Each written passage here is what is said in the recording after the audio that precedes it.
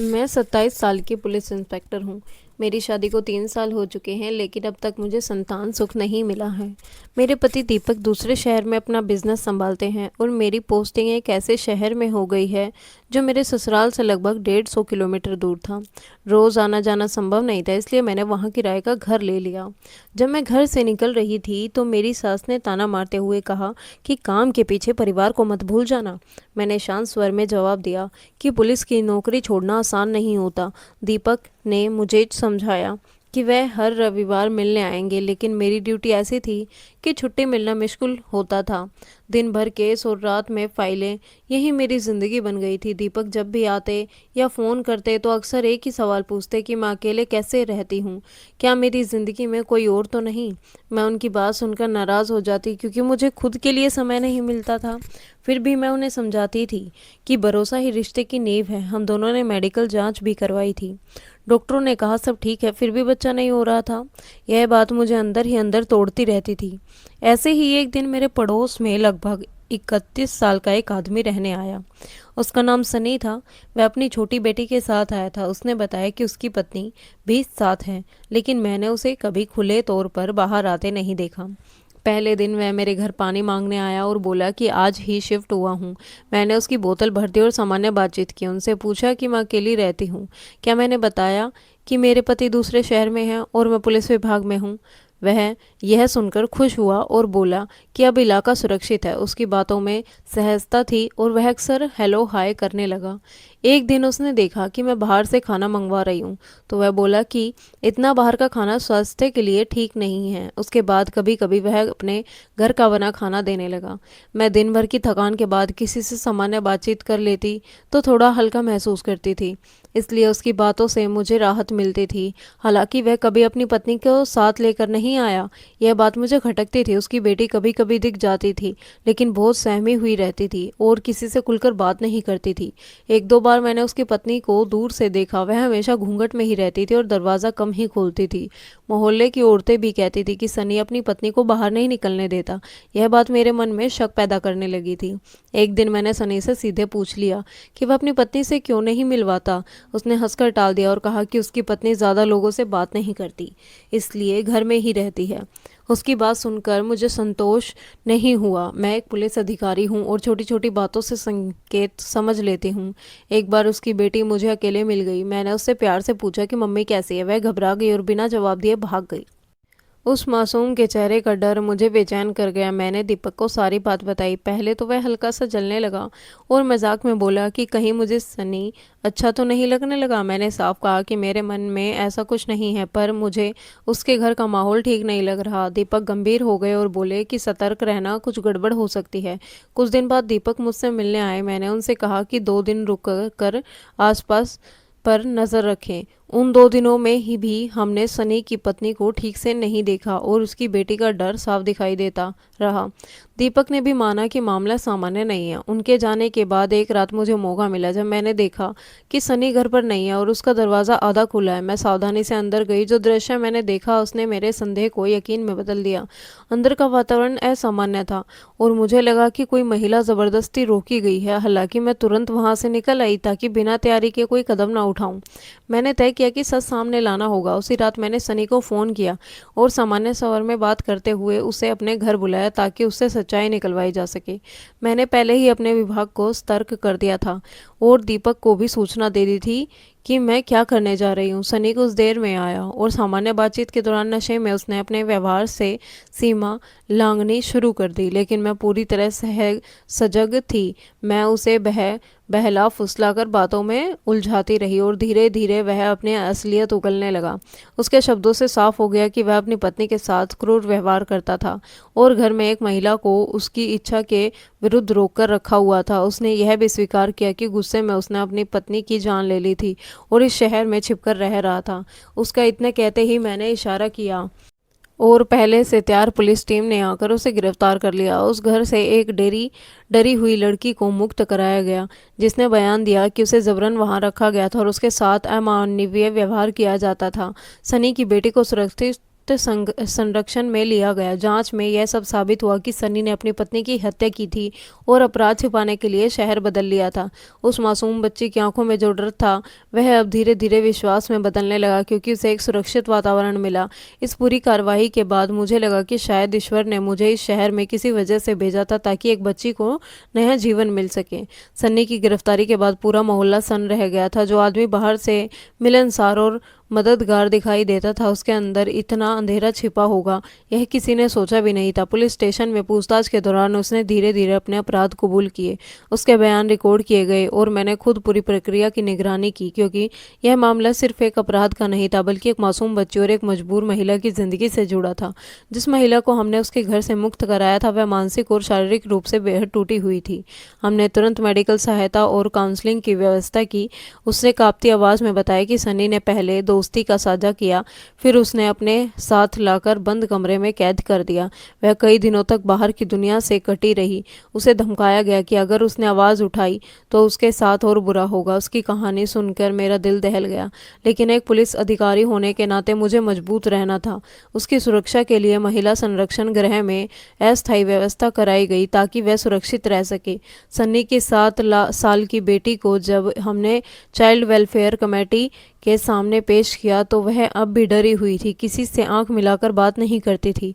मैंने धीरे से उसका हाथ थामा और भरोसा दिलाया कि अब कोई उसे डराएगा नहीं।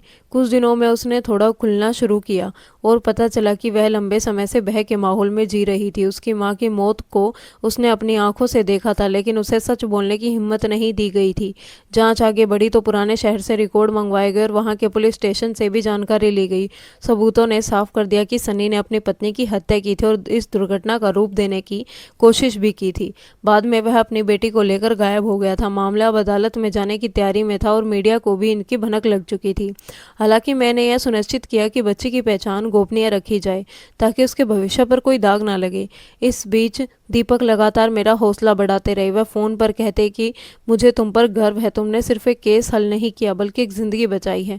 उनकी बात सुनकर मुझे सुकून मिलता था, लेकिन दिल में किसी कोने में एक खालीपन भी था जो संतान न होने की पीड़ा से जुड़ा था। मैं अक्सर सोचती थी कि क्या ईश्वर कभी मेरी गोद भी भरेगा या नहीं, पर जब भी उसी बच्चे को देखती तो लगता जैसे किस्मत ने उसे मेरे रास्ते में किसी कारण से भेजा है। कुछ ही हफ्तों में वह मुझे देखकर मुस्कुराने लगी थी और मेरे पास बैठ जाती थी। एक दिन उसने हिम्मत करके पूछा कि क्या मैं उसे डांटूंगी, तो मैंने कहा कि नहीं, अब तुम्हें कोई डांटेगा नहीं। यह सुनकर उसकी आंखों में पहली बार भरोसा झलका। अदालत में पेशी के दौरान सन्नी ने अपने अपराध से मुकरने की कोशिश की, लेकिन सबूत इतने मजबूत थे कि उसकी दलीलें टिक नहीं पाई। उस महिला के बयान और प्रोफेंसिंग रिपोर्ट ने सच उजागर कर दिया। आखिरकार अदालत ने उसे कठोर सजा सुनाई और यह फैसला सुनाते ही मुझे लगा कि न्याय हुआ है। लेकिन असली सवाल था उस बच्ची के भविष्य। चाइल्ड वेलफेयर कमेटी ने सुझाव दिया कि यदि कोई जिम्मेदार दंपति आगे आए तो उसे स्थायी परिवार मिल सकता है। उस रात मैंने दीपक से लंबी बात की। मैंने कहा कि क्या हम उसे अपना सकते हैं। कुछ पल की चुप्पी के बाद दीपक ने कहा कि अगर तुम्हारा दिल कहता है तो मैं तैयार हूँ। अगले दिन हमने औपचारिक प्रक्रिया शुरू की। कागजी कार्रवाई आसान नहीं थी, लेकिन हमारे इरादे मजबूत थे। धीरे धीरे बच्ची हमारे घर आने लगी और मेरे साथ समय बिताने लगी। वह अब खुलकर बातें करने लगी थी और स्कूल जाने की इच्छा जताती थी। मैंने उसके लिए अच्छे स्कूल में दाखिले की तैयारी शुरू कर दी। मोहल्ले के लोग भी अब हमें अलग नज़र से देखते थे। उन्हें एहसास हो गया था कि सतर्कता और साहस से कितना बड़ा अपराध पकड़ा जा सकता है। मेरी सास को जब यह बात पता चली तो पहले तो वह चौंकी, लेकिन जब उन्होंने बच्ची को देखा तो उनका दिल पिघल गया। उन्होंने कहा कि शायद भगवान ने इसे ही तुम्हारी गोद के लिए चुना है। दीपक ने भी अपना काम इस तरह व्यवस्थित किया कि वह ज़्यादा समय हमारे साथ बिता सके। हमने शहर के बीचों बीच नया घर ले लिया ताकि तीनों साथ रह सके और बच्ची को सुरक्षित वातावरण मिल सके। धीरे धीरे घर में रौनक लौट आई। जहाँ पहले सन्नाटा था वहाँ अब हंसी की आवाज़ें गूंजने लगी। मुझे महसूस हुआ कि माँ बनने का अर्थ सिर्फ जन्म देना नहीं बल्कि किसी को अपनाना भी है। इस पूरे अनुभव ने मुझे भीतर से बदल दिया था। अब मैं सिर्फ एक पुलिस अधिकारी नहीं रही थी बल्कि एक जिम्मेदार माँ की भूमिका भी निभा रही थी, और यह जिम्मेदारी मुझे गर्व से भर देती थी। हमारी गोद लेने की प्रक्रिया कई चरणों से गुजरी और हर कदम पर हमने अपनी नीयत और जिम्मेदारी साबित करनी पड़ी, लेकिन मैं और दीपक दोनों मन से तैयार थे। वह नन्ही बच्ची हमारे घर में अधिक समय बिताने लगी थी। पहले वह चुपचाप कोने में बैठ जाती थी, पर धीरे धीरे उसने घर को अपना समझना शुरू कर दिया था। उसने पहली बार मुझे माँ कहकर पुकारा तो मेरी आंखें भर आई। मुझे लगा जैसे वर्षों से जो खालीपन भीतर था वह भरने लगा है।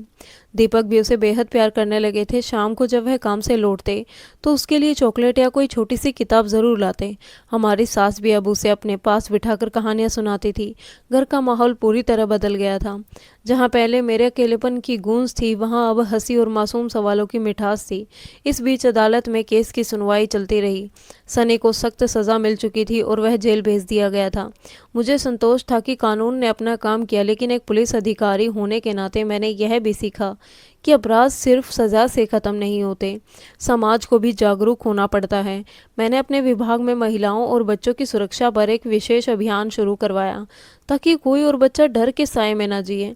स्कूलों में जाकर मैंने बच्चियों को समझाया कि यदि उन्हें कभी डर या असुरक्षा महसूस हो तो तुरंत पुलिस से संपर्क करें।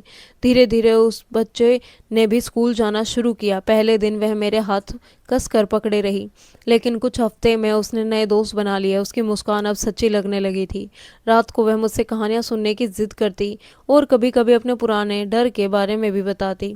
मैं उसे भरोसा दिलाती कि अब सब ठीक है। दीपक अक्सर मजाक में कहते कि अब तो तुम पूरी तरह माँ बन चुकी हो, और मैं मुस्कुरा देती, लेकिन दिल में कहीं यह सवाल भी रह जाता कि क्या मुझे कभी अपने गर्भ से भी बच्चा होगा। समय बीतता गया और हमने उसे कानूनी रूप से गोद ले लिया। वह अब आधिकारिक तौर पर हमारी बेटी थी। उस दिन हमने छोटा सा जश्न मनाया। सास ने पूजा करवाई और पड़ोसियों को बुलवाया। सबने उसे आशीर्वाद दिया। मुझे लगा जैसे ईश्वर ने मेरी प्रार्थना सुन ली हो, क्योंकि माँ बनने का सुख अब मेरे जीवन का हिस्सा था। काम के साथ घर की जिम्मेदारी निभाना आसान नहीं था, पर मैं हर चुनौती को मुस्कुराकर स्वीकार कर रही थी। दीपक ने भी फैसला किया कि वह अपने काम का कुछ हिस्सा इस शहर में शिफ्ट करेंगे, ताकि हम ज़्यादा समय साथ बिता सकें। हमने मिलकर एक संतुलित जीवन बनाने की कोशिश की। कभी कभी पुराने दिन याद आते हैं, जब मैं इस शहर में अकेली आई थी और खुद को बहुत कमज़ोर महसूस करती थी। लेकिन अब मैं पहले से ज़्यादा मजबूत थी, क्योंकि मेरे पास परिवार था। उस बच्ची ने भी मुझे बदल दिया था। उसने सिखाया कि दर्द के बाद भी उम्मीद जिंदा रहती है। एक दिन स्कूल से लौटते हुए उसने कहा कि वह बड़ी होकर पुलिस अधिकारी बनना चाहती है, ताकि किसी को डर में न जीना पड़े। उसकी यह बात सुनकर मुझे गर्व हुआ। मैंने उसे गले से लगा लिया और मन ही मन में ठान लिया कि उसे हर संभव सहारा दूंगी। समय के साथ उसके चेहरे का डर पूरी तरह गायब हो गया और उसकी जगह आत्मविश्वास ने ले ली। घर में त्योहार अब खास हो गए थे। दीपावली पर उसने खुद दिए सजाए और होली पर पहली बार खुलकर हंसी। उस पल मुझे लगा कि हमारा निर्णय सही था, लेकिन जीवन ने हमारे लिए एक और सरप्राइज तैयार कर रखा था, जिसे हम तब तक नहीं जानते थे। समय यूं ही आगे बढ़ता रहा और हमारे घर खुशियों से भरा गया। हमारी बेटी अब पूरी तरह हमारे जीवन का हिस्सा बन चुकी थी। उसकी हंसी से घर गूंज उठता था और उसके सवालों से हर शाम जीवित हो जाती थी।